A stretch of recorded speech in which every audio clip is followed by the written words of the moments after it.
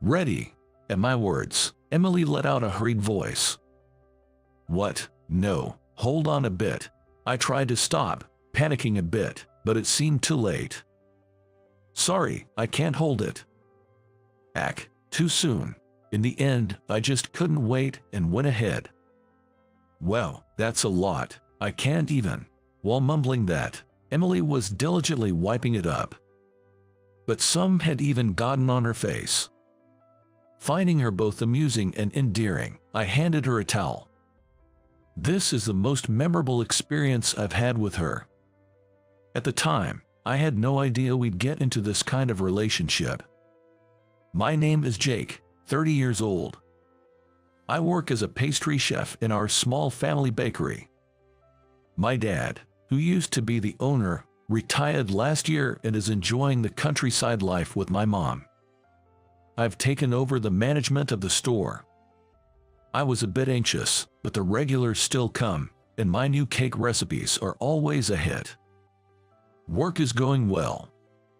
Then one day, I heard something from Mike, an old high school classmate. Rumor has it that Emily, the high school beauty queen, is working at a bar now.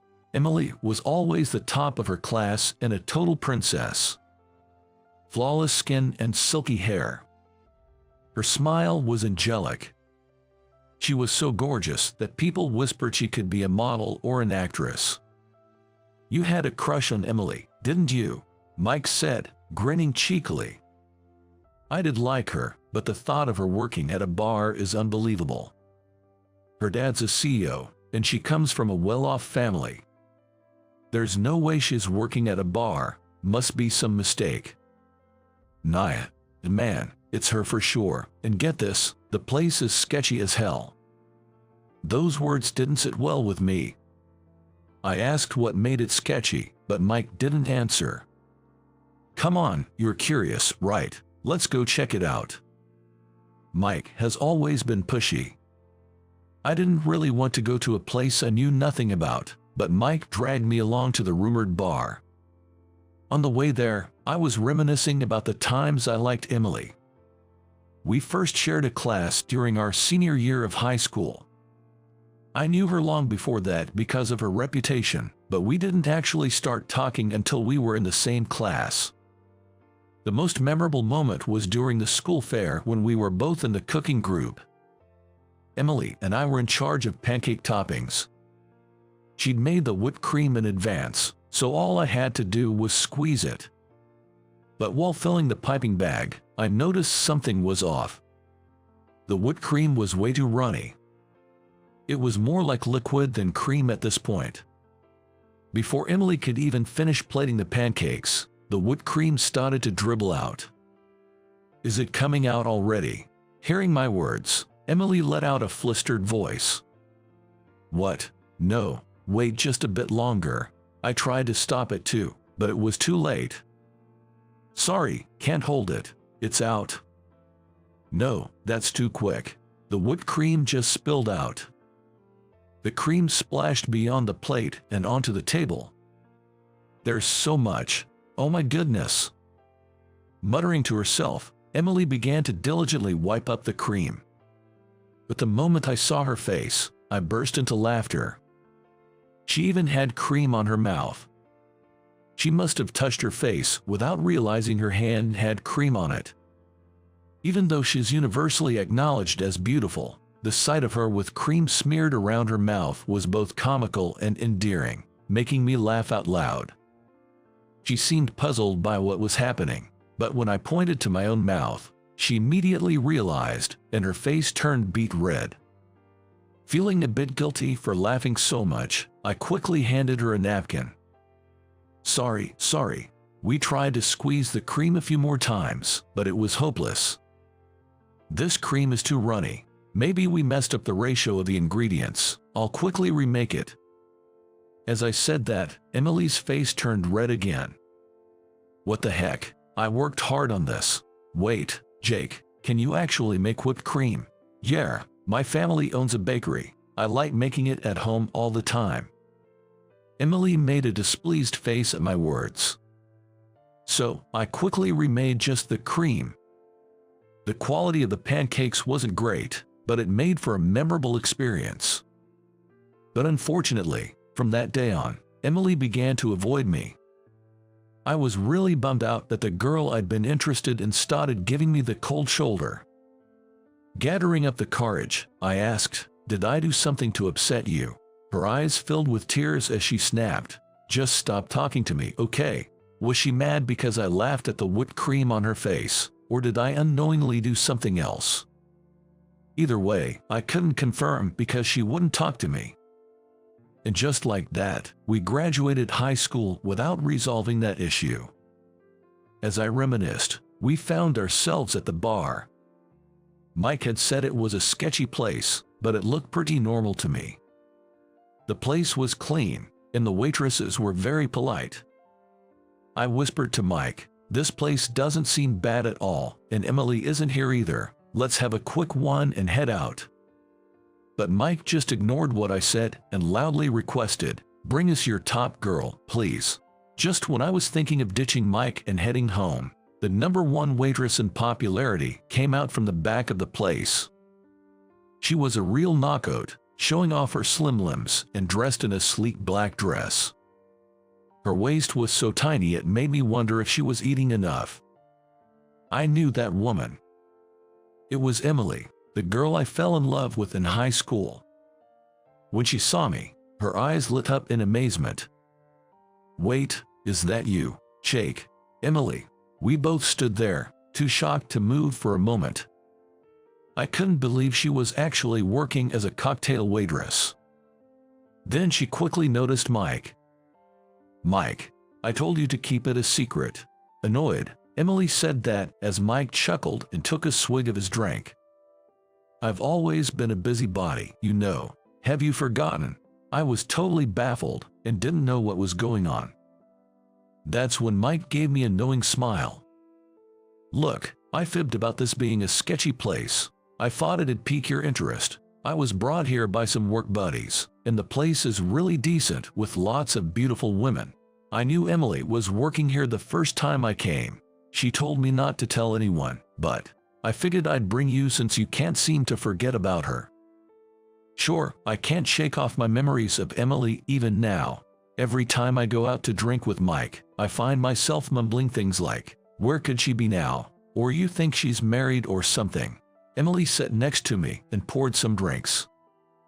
As she handed me my drink, she said, "I really didn't want only you, Jake, to find out I'm a cocktail waitress here." I realized then that she didn't really want to be working here. I wanted to ask her why she was doing this kind of job, but she seemed reluctant to talk about it, so I didn't push it. When I told her I'd become a pastry chef and opened my own cake shop, she finally showed a genuine smile. "You own a cake shop? That's awesome, Jake. You're really making it." Her smile was even more angelic and mature than it had been in high school. "I'd love to try your cakes sometime." I enthusiastically responded, "Absolutely. Please come by my shop anytime." "Really? Are you sure?" "Of course, you're more than welcome." I didn't know whether Emily had a boyfriend or if she was married, but since we'd reunited, I wanted to see her again. A few days later, Emily actually came to my cake shop right before closing time. The weather was bad and business was slow, so I'd already put out the closed sign, but I let Emily take her time picking out what she wanted. "I'm really looking forward to this. I wonder if I can finish it all by myself." I went with the flow and asked Emily what she was most interested in an attempt to get some information out of her. "So, you have a boyfriend?" "Unfortunately not. Just focused on work right now." Emily gave a wry smile, but hearing that she was single made me do a mental fist pump. Seeing Emily carefully holding her box of cake, I nervously offered, "Would you like to eat it upstairs? That's my living space. The rain is really coming down too." I made the suggestion, my nerves on edge, worried she might turn me down. She looked out at the rain for a moment before saying, "All right, I guess I'll come up for a bit." I couldn't believe my luck. Emily was coming into my home. We went upstairs, and as Emily took a bite of the cake, she began to cry. Just moments before, she had been laughing and talking. Her sudden tears took me aback. My heart tightened at the sight of her tears as she brought the cake to her mouth. "Emily, what's going on? I'm all ears." When I reached out to her like that, Emily started to open up, sharing her feelings bit by bit. "You see, I grew up without wanting for anything because my parents ran their own business. I even got accepted into a prestigious women's college, but during my time in college, the family business went bankrupt. That took a toll on my mom, who developed mental health issues because of it. My parents ended up moving to stay with my grandparents in Kentucky. I never saw that coming. We've had reunions since high school, but Emily never showed up even once. They couldn't take care of me anymore, so they left me behind." Emily understood her parents were going through a tough time, so she didn't hold it against them. "When I turned 18, I realized I had to live on my own. I quit college and looked for a job, but there were hardly any options with just a high school diploma. I couldn't afford the rent for the apartment I lived in during college, so I had to leave. That's how I ended up with my current job. They were okay with hiring high school grads and even offered housing. I can't imagine how tough it must have been for an 18-year-old girl with no family support, no home, no money, and no job. I was baking cakes at that time of my life, going to a vocational school on my parents' dime. It's heartbreaking to think that the girl I fell for was struggling just to eat. I regret that our reunion came so late." I just kept rubbing Emily's back as she cried. After the tears, Emily seemed a bit relieved. She probably hadn't shared this with any classmates, so she'd been carrying this burden alone. Maybe she needed someone to talk to about it. "Sorry for rambling on so much.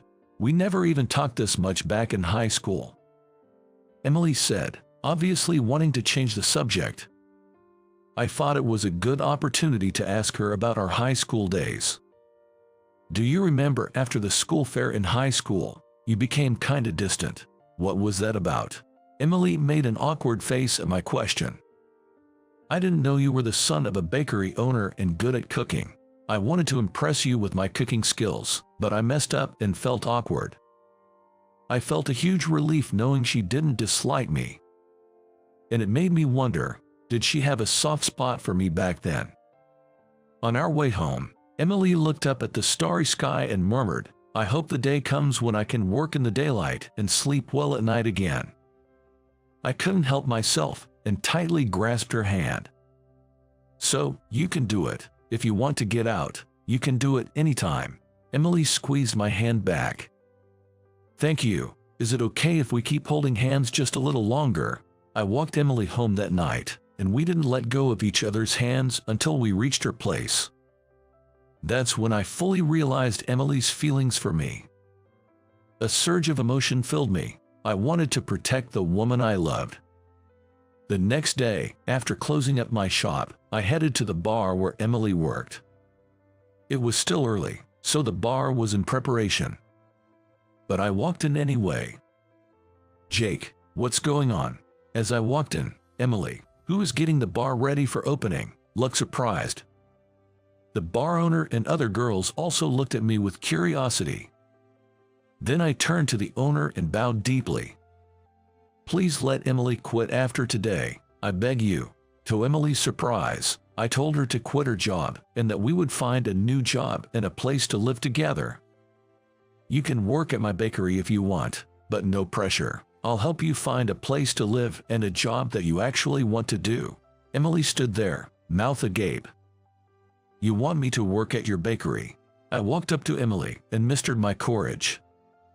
"I want you to be my wife. Working at a bar requires a lot of practice and experience. I know it's rude of me to say you should quit, but I love you. I'm worried about you working at night. I want you to have a day job because I'm concerned about you. I love you." As I blurted this out, the room erupted in laughter from the owner and the other girls. What are they laughing so much? I wondered, looking at Emily, who was blushing and covering her face with her hands. Then the owner filled me in. Turns out, Emily just told me she wanted to quit because she has a guy she likes and wants to try a day job. We all agreed she's too good for the night scene. Seems like you two are on the same page." Apparently, the owner and the girls were worried about Emily, their top cocktail waitress, who seemed to lack confidence. But it looked like Emily was ready to take the plunge even without my public declaration. I felt awkward and embarrassed. Then the owner gave me a solid pat on the back. "She's like a daughter to me. Make sure you make her happy." I nodded vigorously, yes, in response. I think Emily was able to make it through tough times because she met kind-hearted people like the bar's owner and the other girls there. I want to take everyone's feelings into account and be the one to support Emily from now on. After that, Emily started working at my bakery. Our part-time staff, who were always saying we needed another hand, were over the moon. We also moved in together. Emily mentioned looking for an apartment, but we both felt the same way about wanting to be together, so she agreed to live with me. About 6 months after we moved in, we started preparing for our wedding. When it came to announcing the engagement, Emily had already informed her parents over the phone. It had been a while since they last talked, so Emily was nervous about their reaction, but they seemed pleased. It turns out her parents felt they were to blame for her hardships and were emotional about it. They also revealed that they hadn't taken Emily to Kentucky because they had decided to file for bankruptcy. Filing for bankruptcy puts a lot of restrictions on you. They probably didn't want to make their daughter live a pool life. Emily had thought her parents had abandoned her, but it turned out that they did love her. Her mom's mental health has improved significantly, and any tension between us has also dissipated, which is a relief. As for my parents, they were thrilled as soon as I sent them Emily's picture, exclaiming, "You found a beautiful girl." Everyone from the bar has become regulars at the bakery. They say they come in often for the cakes, but it seems like they're really coming to see Emily. When we visited the bar to announce our engagement, they gave us a grand celebration, and I could see tears shining in the owner's eyes. And just recently, we had our wedding. It was a happy day for both our parents and everyone from the bar. The wedding was outdoors in a garden setting, under the bright sunshine. Emily, dressed in her wedding gown, looked absolutely angelic under the bright sun. Emily looks perfect in sunlight. I know I'll never forget this day wrapped in happiness.